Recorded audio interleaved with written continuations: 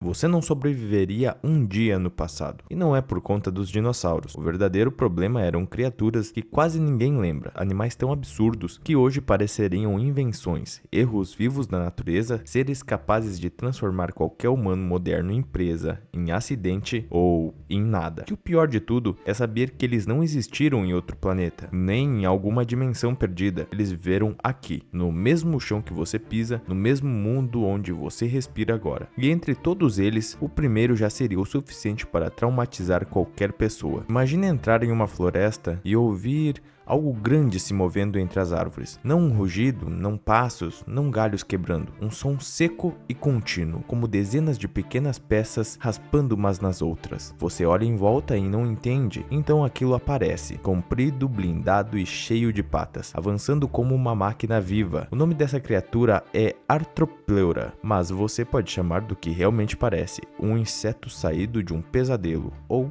um piolho gigante. Ela viveu há mais de 300 milhões de anos, quando o planeta tinha níveis maiores de oxigênio, o que permitia que alguns artrópodes crescessem de forma absurda. Essa criatura podia chegar perto de 3 metros de comprimento. Para comparar, imagine uma moto grande rastejando na sua direção, coberta de placas naturais e movida por dezenas de patas perfeitamente sincronizadas. O detalhe mais curioso é que ela provavelmente se alimentava de matéria vegetal e restos orgânicos, ou seja, talvez nem quisesse atacar você, mas isso quase piora a situação, porque não existe alívio em ver algo daquele tamanho vindo na sua direção e saber que você sequer importa para ele. Se um animal moderno já causa medo quando é pequeno, imagine quando ocupa quase todo o caminho à sua frente. Se existisse hoje em dia, bastaria um vídeo real dela andando em uma estrada para metade da internet entrar em pânico. Mas se um inseto gigante já parece errado, espere até ver o que existe na água. Agora imagine caminhar perto de um rio largo, daqueles de água barrenta, onde você não enxerga nem um palmo abaixo da superfície. Tudo parece calmo, e é justamente isso que tornaria o próximo encontro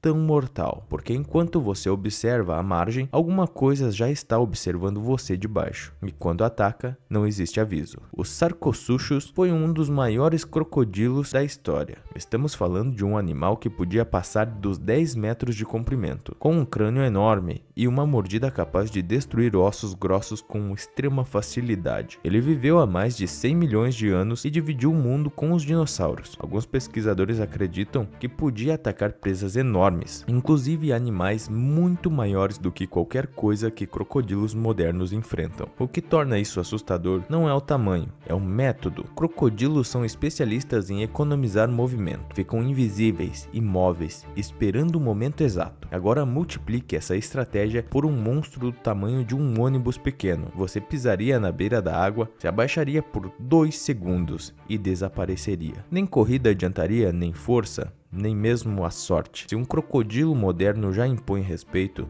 um desses transformaria rios inteiros em zonas proibidas. Cidades teriam de ser construídas longe das águas. Só que, pelo menos no rio, você sabe onde o perigo mora. O próximo vinha do céu. Imagine estar em um campo aberto e sentir uma sombra cobrindo você por inteiro. Você olha para cima esperando uma nuvem, mas vê asas enormes, abertas, como se tomassem o próprio horizonte. Então a criatura desce, toca o chão e continua alta, mesmo pousada, porque ela não era só voadora, ela também dominava a terra. O Quetzalcoatlus foi um dos maiores animais voadores que já existiram. Sua envergadura podia passar dos 10 metros, algo comparado a uma aeronave leve. Quando pousava, ainda ficava imponente, com altura suficiente para encarar um humano de cima. E diferente da imagem de um pássaro comum, isso aqui era uma criatura construída para aproveitar duas vantagens ao mesmo tempo: alcance aéreo e mobilidade terrestre. O terror dessa criatura está na ausência de refúgio. Se você corre, ela vê do alto. Se você tenta se esconder em área aberta, ela circula acima.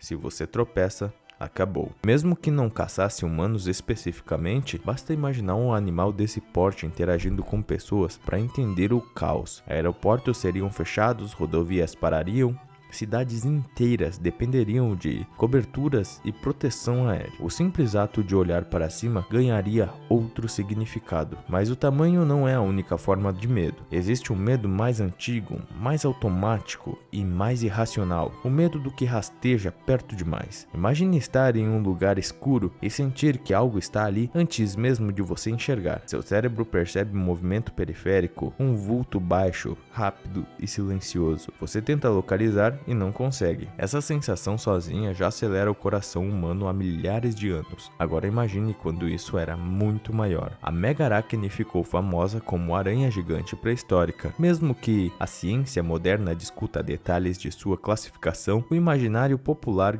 guardou a imagem que importa. Uma criatura semelhante a uma aranha em escala absurda. Isso já basta para entender o impacto psicológico dela. Aranhas pequenas já fazem pessoas travarem, gritarem ou perderem o sono. Não porque sejam grandes, mas porque se movem rápido, aparecem sem aviso e acionam um medo instintivo. Agora aumente isso para proporções muito maiores. O problema deixa de ser a fobia e vira emergência pública. Casas precisariam de reforços, lugares escuros seriam evitados, crianças cresceriam aprendendo a olhar cantos de teto como quem olha o retrovisor. Algumas criaturas vencem pela força, outras vencem antes entrando na sua mente. E mesmo assim, o pior lugar ainda seria o oceano, porque em terra você corre, no ar você se abaixa e em casa você se tranca. No mar aberto você não faz nada. Imagine boiar cercado por água em todas as direções, sem chão visível, sem referência, sem saber o que está abaixo.